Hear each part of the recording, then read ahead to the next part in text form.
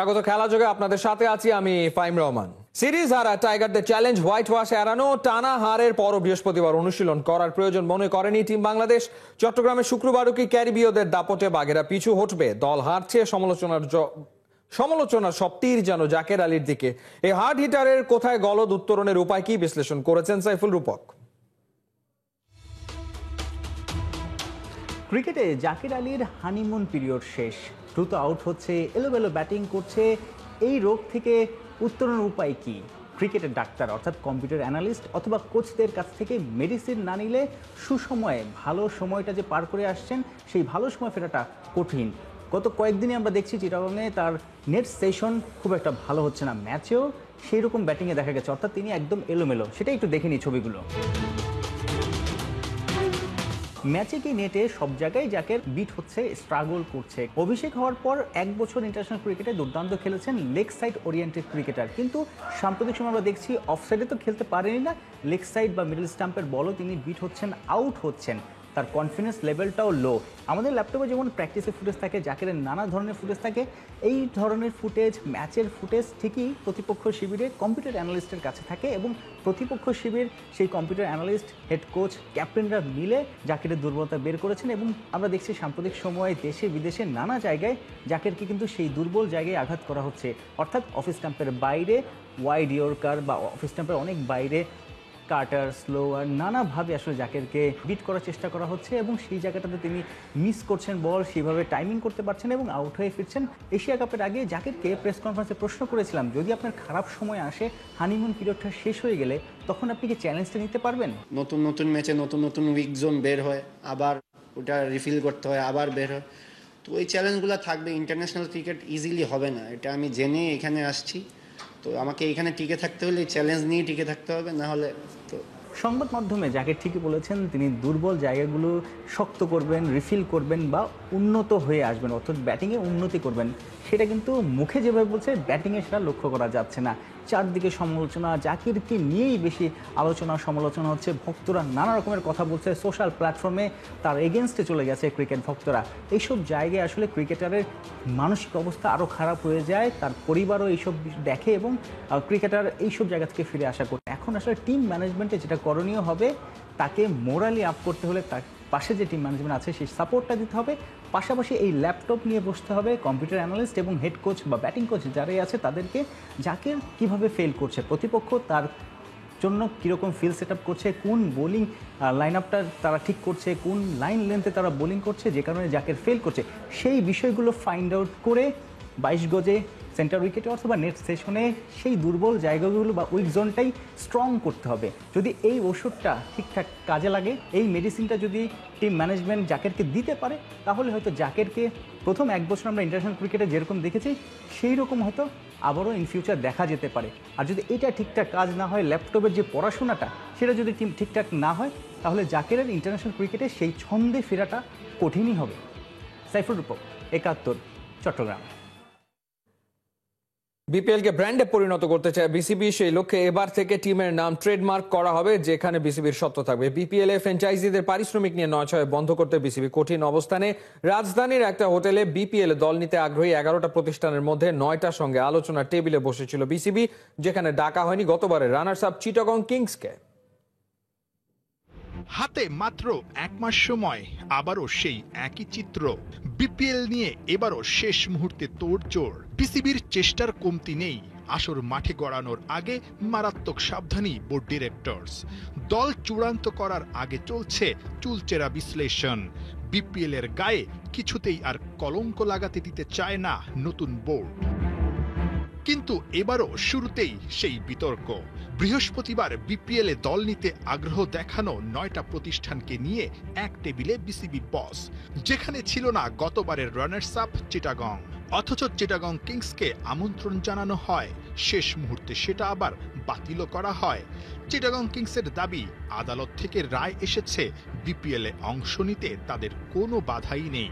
যেহেতু তাদের ফুলফিলমেন্ট করা নাই অল ডকুমেন্টস, সেই জন্যে আজকে কালকে যদি করে আমরা হয়তো আলাদা তাদের সাথে বসবো, অসুবিধা নেই। আমরা কোর্ট থেকে কোনো ডকুমেন্ট পাইনি। আমি শেষ করি, গতকাল সন্ধ্যায় এই যে কনসার্ন টিমটা তারা ফরওয়ার্ড করেছে আমাদের। আমরা আমাদের ইমিডিয়েটলি গভর্নিং কাউন্সিলের যে কাজটা, উই আর নট এক্সপার্ট, আমরা আমাদের লিগ্যাল টিমকে দিয়ে দিয়েছি। ঠিক আছে, লিগ্যাল টিম এখন আমাদের অ্যাডভাইস করবে।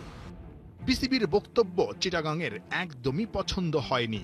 তথ্য প্রমাণ উপস্থাপন করে বিসিবির বিরুদ্ধে আদালত অবমাননার অভিযোগ করেছেন কিংসের মালিক সামির কাদের চৌধুরী। বিপিএলে বিতর্ক থাকবেই, বিপিএলকে ঠাট্টা করে তাই বিতর্ক প্রিমিয়ার লিগ বলেন অনেকেই। তবে এবার নাকি সেই বৃত্ত থেকে বেরিয়ে আসতে চেষ্টার অন্ত নেই বিসিবির। টোটাল বিপিএলটাকে আমরা একটা ব্র্যান্ডে পরিণত করতে চাই, যে এক এক সময় এক এক নাম যখন আসে এটা মানুষের জন্য বিভ্রান্তিকর এবং এটা ব্র্যান্ড স্ট্যান্ড করে না। সেই ক্ষেত্রে আমরা নামটাকে একটা ব্র্যান্ড ইমেজে নিব এবং নামটাকে আমরা ট্রেডমার্ক করে নামের সত্ত্ব পুরোপুরি বিসিবির কাছে থাকবেন। যা কিছু আসতেছে সবই নতুন।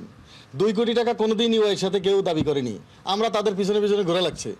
তারা দেয়নি কোনোদিন টাকা ফ্রান্সিসিরা। আবার কোনোদিন ব্যাংক গ্যারান্টি নেওয়া হয়নি, ব্যাংক গ্যারান্টির কথা মুখে বলা হয়েছে, দেয়নি। এবার ব্যাংক গ্যারান্টি না দিলে যে টাকা ফরফিট হয়ে যাবে, আপনাদের চোখের সামনে হয়ে যাবে যদি না দেয় কেউ। তো অনেক নতুনত্ব থাকবে, এখনো আমরা ডিসিশন নেইনি, মাথায় আছে, অন টাইম আপনারা সব জেনে যাবেন। মানে you will be please to see all this ইনশাল্লাহ। গত বিপিএলে ফিক্সিং বিতর্ক দেশের ক্রিকেটকে রীতিমতো কলঙ্কিত করেছিল। একদিন আগেই বিসিবির কাছে জমা পড়েছে 900 পৃষ্ঠার চূড়ান্ত রিপোর্ট। প্রশ্ন হচ্ছে, যাদের বিরুদ্ধে অভিযোগ তারা কি এবারও খেলতে পারবে বিপিএলে? কি ধরনের চার্জ ফ্রেম করে সেই ফ্রেমের উপর ভিত্তি করে আমরা খেলতে দিব না, এবং আমরা চাচ্ছি ড্রাফটিংয়ের আগে এটা পেতে। সুতরাং একটা টাইমলাইন আছে, ড্রাফটের আগেই এটা আমরা হাতে পেতে চাচ্ছি এবং আমরা চাচ্ছি এবার বিপিএল থেকে আমরা এটা স্টার্ট করতে। আশা করি আপনারা, যদি আমরা কাগজটা পাই, হ্যাঁ পেলে তাদের নাম থাকবে না। জি, জিনিসটা এটা কিন্তু একটা কথা মনে রাখেন, শুধু খেলোয়াড় না কিন্তু জার্নালিস্টও আছে এখানে, কিন্তু ম্যানেজমেন্টও আছে, আমাদের লোকও আছে, এটাও কিন্তু আপনারা খেয়াল করেন, খালি খেলোয়াড় না কিন্তু। ফিক্সিং এ জড়িতদের জন্য খারাপ খবর, তবে ফ্র্যাঞ্চাইজিগুলোর জন্য সুখবর। এবার টিকিট সেলিং, টিভি সত্ত্ব আর গ্রাউন্ডস রাইটস থেকে দলগুলো পাবে লভ্যাংশ। এবার শুধু টিকিট সেলের রেভিনিউটা হচ্ছে, এইবার আমরা additionally TV rights, ground rights, এই দুইটা এবং টিকিট সেলিং, হ্যাঁ টিকিট সেলিং তো আগেই ছিল, এই তিনটার থেকে আমরা প্রফিটের 30% শেয়ার করব। নাহিয়ান বিন জসিম, ৭১। কে জানতো ক্রিকেটার সত্তাকে ছাড়িয়ে যাবে তার রাজনৈতিক পরিচয়, অথচ ওই খেলোয়াড় পরিচয়টাই তাকে টেনে নিয়েছিল রাজনীতিতে। সেই সাকিব আল হাসান বাংলাদেশের ক্রিকেটের অংশ নন বছর খানেকের বেশি সময়, কিন্তু আজও মিস ইউ সাকিব প্ল্যাকার্ডকে স্টেডিয়াম পাড়ায় বাধা দেওয়া হয়। সাকিব ভক্তদের জন্য বাংলাদেশ ক্রিকেট বোর্ডের বার্তা কি, জানাচ্ছেন খালিদ জামিল। আমার মনে হয় এই জায়গাটা আমরা একটু সহনশীলতার পরিচয় দিতে পারি। এটা কি কোনো আইন হইতে পারে যে কার প্ল্যাকার্ড আনবে কার হইতে পারে না? এটা দেয়ালের রং মুছে যায়, স্কোর কার্ড সে তো ক্ষণে ক্ষণে বদলায়। কাগজে আঁকা প্ল্যাকার্ড পরের ম্যাচেই হয়তো আর কাজে আসে না, কিন্তু হৃদয়ে লেখা নাম কোন কালিতে মুছবে?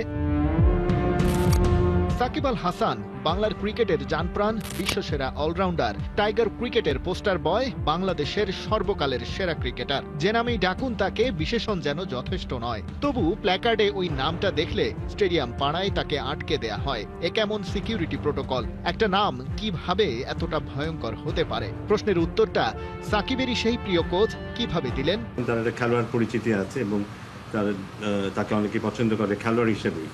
হয়তো রাজনীতিতে তার অবস্থান নিয়ে বিভিন্ন রকমের কথা আছে এবং থাকবে, এটা স্বাভাবিক, কিন্তু তার খেলোয়াড় পরিচিতিটা তাকে যথেষ্ট পপুলার করেছে এবং তাকে অনেক পছন্দ করে, সেই হিসেবে তার ছবি নিয়ে আসতে পারে। বিসিবিরই নিয়োগ করা সিকিউরিটি সিস্টেম সাকিবকে ফিল্টার করে মুছে ফেলতে চায়, তবে সংবাদ মাধ্যমে ক্রিকেট কর্তারা বলছেন ঘটনা ঘটেছে তাদের অগোচরে। না, বোর্ড তো এগুলো সিদ্ধান্তও নেয় না, কারটা আনবে কারটা আনবে না, কারটা কি করবে।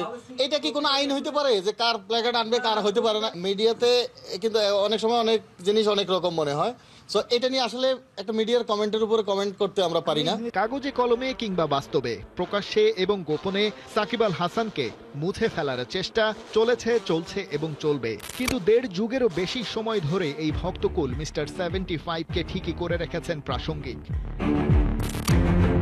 গ্যালারিতে ঠাঁই না হলেও অপ্রিয় এই ফুটপাতে লাল সবুজ জনপদে ফিরে ফিরে এসেছে সাকিবের নাম। রেকর্ড বই উল্টান, লিডার বোর্ড চেক করুন, ব্যাটিং কিংবা বোলিংয়ে সেরাদের সেরাকে দেখবেন নামটা আসবেই। এখনো আন্তর্জাতিক ক্রিকেট থেকে অবসর না নেয়া সাকিব ফিরে ফিরে আসেন রাজনীতিবিদ হিসেবে নয়। ক্রিকেটার সাকিবের তৈরি করে যাওয়া এ রাজত্ব যে এক দুর্ভেদ্য দুর্গ, চাইলেই যেটা দখলে নেওয়া যায় না। খালিদ জামিল, ৭১। বাংলাদেশে সিরিজ খেলতে এসে বয়স নিয়ে যেন বিপাকে পড়েছে আফগানিস্তানের অনূর্ধ্ব-19 দলের ক্রিকেটাররা। বাধ্য হয়ে সোশ্যাল মিডিয়ার পোস্ট ডিলিট করেছে তারা। 18 বছরের তারকার বয়স কত, এমন প্রশ্নে সয়লাভ সামাজিক যোগাযোগের মাধ্যমে। এর আগে রশিদ খানের বয়স নিয়েও বিতর্ক কম হয়নি, তবে প্রশ্ন হচ্ছে আফগানদের ক্ষেত্রে কেন বারবার এমন অভিযোগ ওঠে। বিস্তারিত আবু নাইমের রিপোর্টে। দেখে কে বলবে এই ব্যাটারের বয়স 18 বছর? আফগানিস্তানের প্লেয়ার বলে কি অদ্ভুতভাবে বয়স কমে যায়? বারকাতুল্লাহ ইব্রাহিমজির বয়স নিয়ে সমালোচনার ঝড় উঠছে সোশ্যাল মিডিয়ায়। বারকাতুল্লাহ একাই না, এই বয়সের সাথে চেহারার মিল খুব একটা পাওয়া যায়নি দলটির আরেক ব্যাটার উজাইরুল্লাহ নিয়াজের সাথেও। এই ব্যাটারের বয়স 18 বছর 196 দিন, 6 মাস পর 19 বছর পূর্ণ হবে। কিন্তু ছবির সাথে মেলালে বয়সের পার্থক্যটা একটু বেশি মনে হবে। 25 কিংবা তার চেয়েও বেশি বয়স্ক কোনো যুবক ভেবে ভুল করতে পারে যে কেউ। 5 ম্যাচের ওয়ানডে সিরিজ খেলতে বাংলাদেশে এসেছে আফগানিস্তান দল, আর তখনই শুরু হয় আফগানিদের বয়স নিয়ে সমালোচনা। আর তাতে পুরনো পোস্টগুলো ডিলিট করে ফেলছে তারা। বারাকাতের 18 সালের ছবিটি এখন আর তার অ্যাকাউন্টে পাওয়া যাচ্ছে না। বয়স নিয়ে লুকোচুরির ঘটনা কতটুকু সত্য তা ভালো বলতে পারবে আফগানিস্তান ক্রিকেট বোর্ড, কিন্তু প্লেয়ারদের সোশ্যাল হ্যান্ডেলে করা পোস্টগুলো দেখলে বয়স নিয়ে ধোঁয়াশা আরও বাড়তে পারে। 2018 সালে বারকাতুল্লাহ তার ইনস্টাগ্রাম অ্যাকাউন্টে একটা ছবি পোস্ট করেন। সময় অনুযায়ী তখন তার বয়স হওয়ার কথা 12 বছরেরও কম, কিন্তু যে ছবিটা তিনি আপলোড করেছিলেন তা দেখে আপনার চোখ কপালে উঠতেই পারে। আরও মজার ব্যাপার হলো বারাকাতের ফেসবুক অ্যাকাউন্ট খোলা হয়েছিল 2015 সালে। হিসাব অনুযায়ী তার বয়স তখন মাত্র 8 বছর। আফগানিস্তানের প্লেয়াররা 7-8 বছরই কি সোশ্যাল হ্যান্ডেল ব্যবহার শুরু করেন? বারাকাতের ফেসবুক অ্যাকাউন্টের ডিটেলস অন্তত তাই বলে। বয়স বিভ্রান্তিতে আফগানিস্তানের প্লেয়াররা এবারই ম্যাজিক দেখাচ্ছেন এমনটা না। এর আগেও দেশটির সবচেয়ে বড় তারকা রশিদ খানও আলোচনায় এসেছিলেন। আন্তর্জাতিক ক্রিকেটে অভিষেকের সময় রশিদের বয়স ছিল 17 বছর, কিন্তু তাকে দেখেও মনে হয়নি জীবনের কেবল 17 বসন্তই পার করেছেন রশিদ খান। পুরো স্কোয়াডের দিকে তাকালে মনে হবে আফগানিস্তানের প্লেয়াররা বয়সে কিছুটা এগিয়ে। বিষয়টা কি আসলেই ভৌগোলিক অবস্থানের কারণে, নাকি পেছনে আছে অন্য গল্প? আবু নাইম, ৭১। এশিয়ান কাপ বাছাইয়ে সম্মানের লড়াইয়ে নভেম্বরে ভারতের মুখোমুখি হবে বাংলাদেশ। আছে নেপালের সাথে ফ্রেন্ডলি ম্যাচও। আসন্ন ব্যস্ততার প্রস্তুতিতে আয়োজিত ক্যাম্পে অংশ নিতে বৃহস্পতিবার হোটেলে উঠেছে জাতীয় দলের ফুটবলাররা, কিন্তু হেড কোচ নেই দেশে। বসুন্ধরা কিংসের ফুটবলাররা খেলছে ভিন দেশে। তবে ক্যাম্প কেন আগে ভাগে, জানুন ফয়সাল হাবিবের রিপোর্টে। জামাল ভুঁইয়া বুড়িয়ে যাচ্ছেন, ফিটনেস নাই আগের মতো, এমন কথাবার্তা ফুটবল পাড়ায় শোনা যায় মাঝে মধ্যেই। জিন্স টি শার্ট পরে ক্যাম্পে যোগ দিতে হোটেলে আসা জামালকে দেখে অবশ্য কোনো মতেই বোঝার উপায় নাই বয়স হয়েছে 35। এই বাংলাদেশ দলের হয়েই তো খেলছেন সেই 2013 সাল থেকে। হেড কোচ হাভিয়ের কাবরেরার সাথে ক্যাপ্টেনের সম্পর্ক খানিকটা শীতল শোনা যায় এমনও। টিম হোটেলে অবশ্য অ্যাসিস্ট্যান্ট কোচ ডেভিড গোমেজের উষ্ণ আলিঙ্গন পেয়েছেন এই মিডফিল্ডার। জাতীয় দলের ক্যাম্পে ডাক পাওয়া ফুটবলারদের রিপোর্টিং ছিল বৃহস্পতিবার সন্ধ্যা 7টায়। সেখানে জামাল একা এলেও জোড়ায় জোড়ায় এসেছেন অন্যরা। একই ক্লাবের হওয়ায় আলামিন আর কাজেম শাহ এসেছেন এক গাড়িতে। ক্লাব সতীর্থ শেখ মোরসালিন আর মিতুল মার্মাকেও দেখা গেল একই গাড়িতে আসতে। আপাতত 14 জন ফুটবলারকে নিয়ে শুরু হচ্ছে ক্যাম্প। বাফুফের আগে ভাগে ক্যাম্প আয়োজন করার কারণটাও অদ্ভুত, একই সাথে খানিক বেদনার এবং যৌক্তিক। আপনি জানেন যে আমাদের কালচার একটা যেটা জিনিসটা হলো যে মৌসুমি খেলা, খেপ খেলা। তো আপনি যেটাকে আপনার যে সুযোগ পাবে সেই খেপ খেলবে। এই খেপ খেলতে গিয়ে তো আপনার ইনজুরিতে আসতে হবে। তো সমস্ত কিছু বিবেচনা নিয়ে আসলে ক্যাম্পটাকে আমরা করা, যে সবাইকে একসাথে করে রাখি। নভেম্বরের ফিফা উইন্ডোতে ভারতের বিপক্ষে ম্যাচ ছাড়াও নেপালের সাথে প্রস্তুতি হিসেবে একটা ফ্রেন্ডলি ম্যাচ খেলবে বাংলাদেশ দল। তবে এখানে প্রতিপক্ষ হওয়ার কথা ছিল আফগানিস্তানের। শেষ মুহূর্তে তারা বেঁকে বসায় বাফুফেও পড়েছিল বেকায়দায়। নেপালের জায়গায় আরো ভালো কোনো দল পাওয়া যেত অন্যথায়। অবশ্য তুলনামূলক খর্বশক্তির নেপালের বিপক্ষেও বাংলাদেশ খেলবে পূর্ণ শক্তি নিয়ে। প্রথম অবস্থায় আমরা কথা বলতেছিলাম আরও মানে আফ্রিকান দেশ, যখন আফগানিস্তানকে পেয়ে গেছি তখন কিন্তু তাদেরকে বাদ দিচ্ছি। বাদ দেওয়ার পর এখন দেখছি যে মানে যেটা বলে নাইমা হচ্ছে কানামা ভালো, এই অবস্থা আর কি। এখন তো হামজা মোস্ট প্রবাবলি 10 তারিখ, আর শ্রমিকদের একটা খেলা আছে 8 তারিখ, তারপরে বোঝা যাবে। হামজাকে 2 ম্যাচেই পাওয়া গেলেও আরেক প্রবাসী ফাহমিদুল ইসলাম এবার আসবেন না দেশে। হংকংয়ের বিপক্ষে 2 ম্যাচে হলুদ কার্ড পেয়ে ছিটকে গেছেন পরের ম্যাচ থেকে।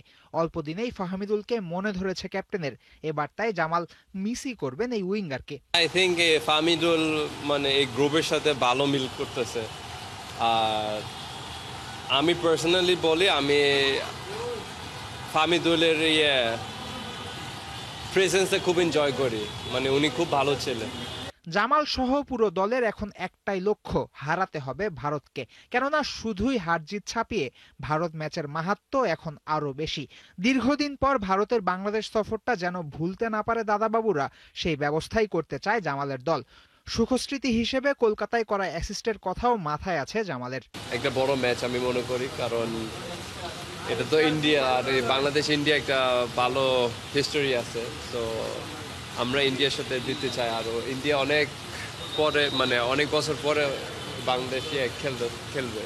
ও এই কলকাতা মারে, হ্যাঁ এটা মনে আছে ভাই। আপাতত জায়ানদের নিয়ে অনুশীলন করবেন জাতীয় দলের সহকারী কোচ হাসান আল মামুন। কুয়েত থেকে ফিরে বসুন্ধরা কিংসের ফুটবলাররা ক্যাম্পে যোগ দেবেন 3-4 তারিখের মধ্যে। হাভিয়ের কাবরেরাও আসবেন সে সময়ে।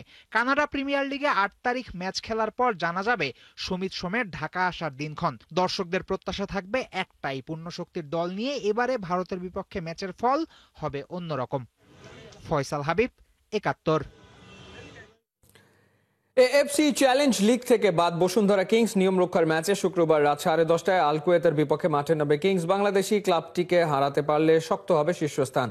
আল কুয়েত টেবিল টপার হলেও গোল ও পয়েন্টে আল সাইবের সমান তারা, তাই শীর্ষস্থান ধরে রাখতে হলে বসুন্ধরাকে হারাতে হবে, বাড়াতে হবে গোলের ব্যবধান, নয়তো শেষ ম্যাচে আল সাইব জয় পেলে 2-এ চলে আসবে কুয়েত। তাই বসুন্ধরার থেকেও অ্যারাবিয়ান ক্লাবটির সামনে এই ম্যাচের গুরুত্ব বেশি। শক্তিমত্তায় এগিয়ে আল কুয়েত নিজেদের শেষ ম্যাচেও, তাই হার নিয়ে মাঠ ছাড়তে হতে পারে রাকিব তপুদের। প্রিমিয়ার লিগের হল অফ ফেমে বেলজিয়ামের সাবেক তারকা ফুটবলার এইডেন হ্যাজার্ড চেলসির হয়ে 6 নম্বর আর সব মিলিয়ে 26 নম্বর ফুটবলার হিসেবে এলিট লিস্টে যুক্ত হলেন হ্যাজার্ড ছাড়াও চলতি বছর হল অফ ফেমে জায়গা পেয়েছেন ম্যানচেস্টার ইউনাইটেডের কিংবদন্তি গ্যারি নেভিল। 2012 সালে লিল থেকে চেলসিতে নাম লেখান হ্যাজার্ড। 2019 সালে রিয়াল মাদ্রিদে যোগ দেওয়ার আগ পর্যন্ত ব্লুদের হয়ে হ্যাজার্ড জেতেন 2টি লিগ, 1টি এফএ কাপ, 1টি লিগ কাপ ও 2টি ইউরোপা লিগের শিরোপা। চেলসি ক্যারিয়ারে 352 ম্যাচে 110 গোল ও 28 অ্যাসিস্ট করেন এই বেলজিয়ান। ফর্মের তুঙ্গে থেকে 2023 সালে মাত্র 32 বছর বয়সে অবসরে চলে যান এই বেলজিয়ান মিডফিল্ডার। এই ছিল এই মুহূর্তের খেলা যোগের সরাসরি সংবাদ অনুষ্ঠান। দেখতে চোখ রাখুন 71-এর ফেসবুক পেজ এবং সাবস্ক্রাইব করুন 71-এর ইউটিউব চ্যানেল। 71-এর সাথেই থাকুন।